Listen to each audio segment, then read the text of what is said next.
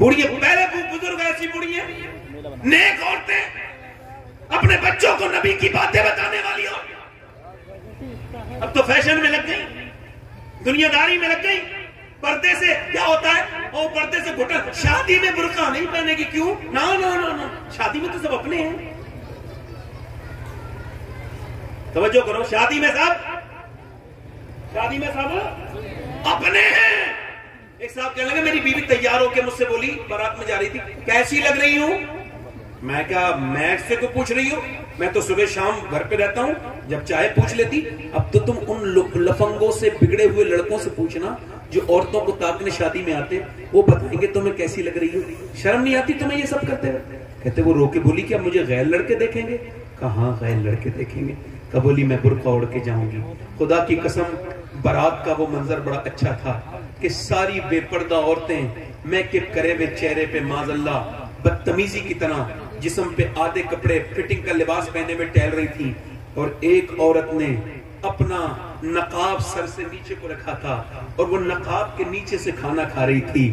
اس سے کسی نے پوچھا ساری بے پردہ ہیں, یہ بتا تو نے اپنا نقاب بھی نہیں کھولا, ہاتھوں پہ تیرے دستانے ہیں, کیوں؟ رو کے بولی اس وجہ سے میں چاہتی ہوں کہ عورتیں دیکھیں جس طرح وہ گھوم پھر رہی ہے وہ نبی کی بیٹی کا طریقہ نہیں ہے, جس طرح سے میں بیٹھی ہوں یہ نبی کی بیٹی کا طریقہ ہے.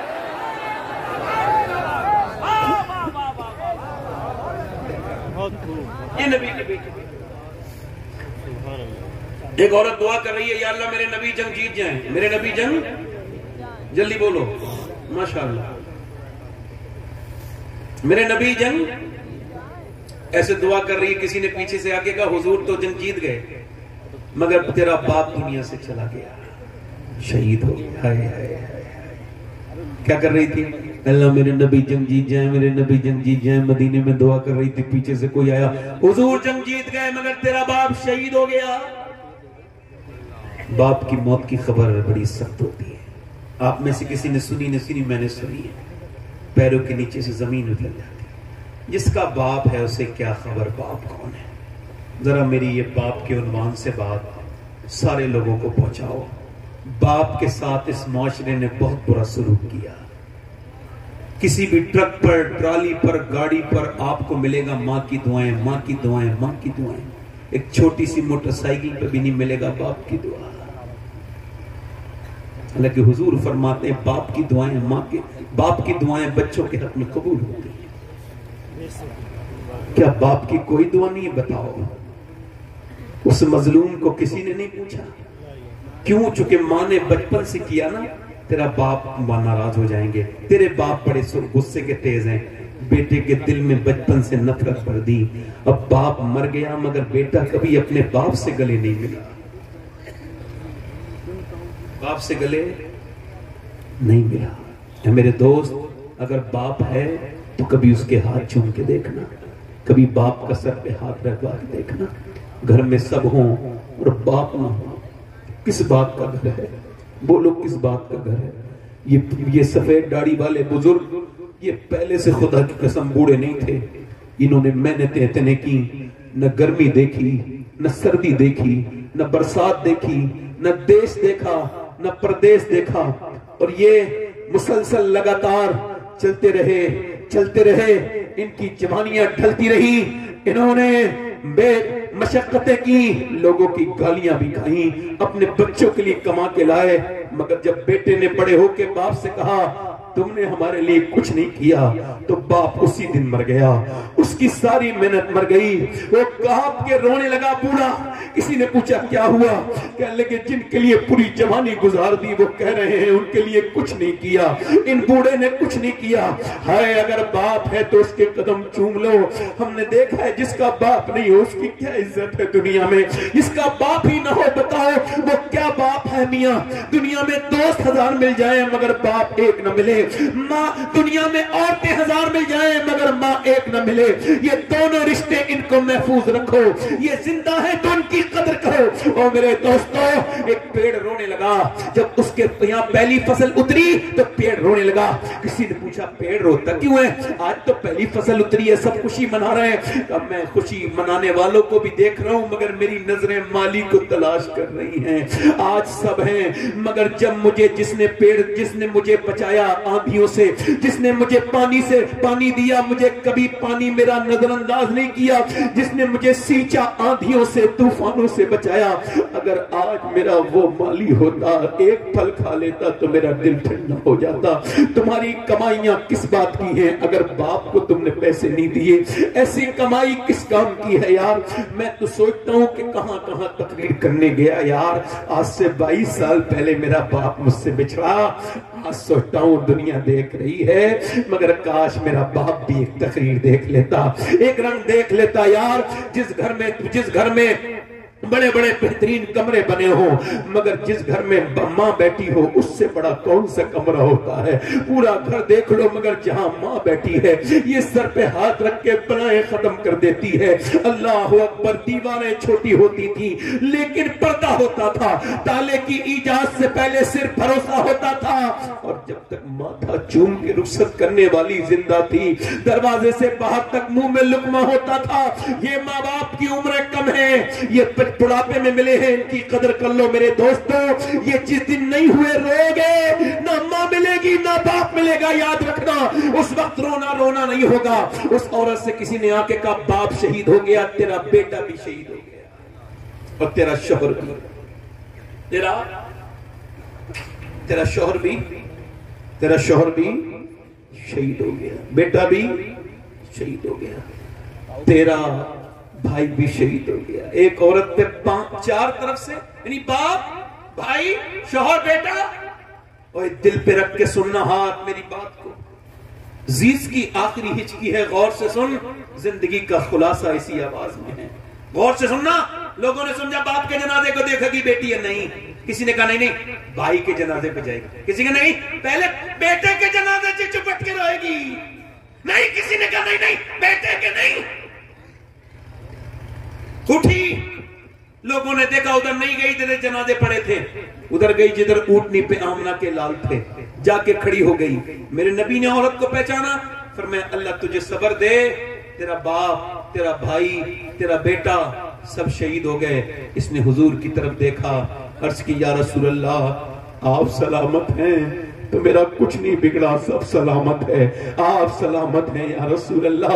یہ کہہ کے پھوٹ پھوٹ کے روئی، میں آپ کو دیکھنے آئی تھی میرے نبی، میرے تو آپ ہی سب کچھ ہے، رحمت عالم، بس آپ کو دیکھنے آئی تھی۔